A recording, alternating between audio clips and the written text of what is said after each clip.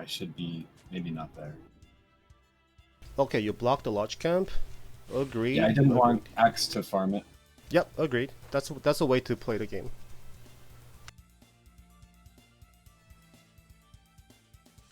We took Fortune's End.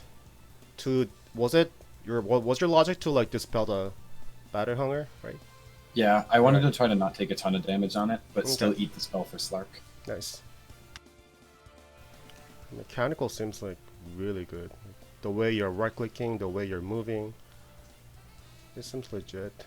Okay. I would have actually cancelled it a little bit earlier. We don't have to cast to the max always, but it's totally fine because we deal more damage that way. Okay, you're gonna go for the pulling? No. I think I would have pulled, to be honest. Yeah, we had two range creeps there. Makes sense. Yeah. Even if we didn't have any, yeah, I like it that you are analyzing that we have two range gun. I gotta pull, but even if we didn't have any, like, I don't like. I literally don't care. Just pull. Like that's my. If the enemy is letting me pull, the other way. If the enemy is just doesn't care about me going that way, then I'm gonna pull. Just almost always. It's in the longer term, it just benefits my carry, because we block the camp, right, and they can pull, and I can pull. Yeah. And if Rubik, if you look at his positioning, like he has no idea what is happening. Rubik shouldn't even be here. Rubik should be a little bit closer to you, about here, so that he can harass you. And then if you go this way at 15, then Rubik has to follow him, right? So that he can disrupt the pull. But Rubik, this guy has no idea what's going on. Like this is the wrong positioning. So if you pull that, you can either pull everything, or you can even half pull, right? If you Yeah. ever done that, yeah. If you half I pull, haven't. I haven't figured out the half pull timing yet oh, because okay. that camp is a little bit farther away. It's really easy on Dire Top, but Yeah, it became much easier now. Yeah. How about yeah, you gotta practice that because it's again, if you do half pull, that is easily the lane winning shit. Like I'm not even it yeah, really is. If you half pull that, I think you win the lane, to be honest. Because you're gonna be denying the range grip, you're gonna be denying one melee and one range if you do it perfectly. And then imagine the experience that they'll be losing. Slock will be level 3 and then they will be level 2. If we can foresee the future, the near future. So that would have been the game winning shit as a support. So as long as you can see that, we can move on. Well, because you didn't pull, now everything is changed.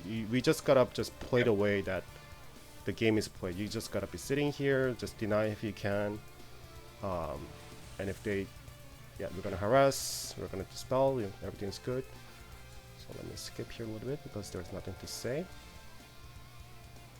Yeah, and I want you to know that this picture right here, you sitting at level 2.5, not good. Just talking in general as a push on 5 support, unless you have a really good reason to hit like level 3 and you have a huge power spike at level 3 with your carry, it's better to let Slock hit level 3 first and you are standing at like what, level 1 90% or barely over level 2. That would be my aim because I'm really good at level 2, right? As an Oracle, like I don't really need level 3 like right away. So safe to say that I am kind of leeching too much experience from my carry, because I can see the benefit of Slog having the level advantage over them if I give him the solo experience, but he's I not was having even. it. Yeah. I was in a really good spot to stack too. Like I was in the Yeah, camp yeah, 5 and I yeah, didn't stack. yeah. Stacking. Okay, so stacking in this case, I wouldn't stack it, to be honest. For this specific game, I'm not gonna stack it because if I double stack it, so this X is naturally pushing in the wave, right? Because he has a counter helix. He's like level 3 or level 2 right now? She's level 3. X is level 3, and yeah, he has a counter helix. Like it's safe to assume that he has counter helix, and then the lane will get naturally pushed in. And even if you don't pull, right? Even if you don't pull at this point, because there's a counter helix, we get pushed in. Slot will last under the tower, and if you stack it, then X is gonna steal it, highly likely. Imagine Slock is busy last setting here, and you're alone. You double stack it and you pulled, and if X just goes there, he's gonna get the double stack and the group waves, and then he's gonna start just cutting the wave. Okay. That's his option. He can either cut the wave or just come back here and mess with Slog because X is too good for Slog. So they have a lot of options. So in this, only for this game, I'm not gonna stack it. So Okay. that'll be my logic. But if you have anything else to say, yeah. Because there really is no right answer in Dota. Like if X doesn't care about contesting the double pull, the double stack, then you will benefit off of from it. You're gonna pull, everything's get denied. But I'm trying to think that this X does everything right, and he's playing it to his maximum potential.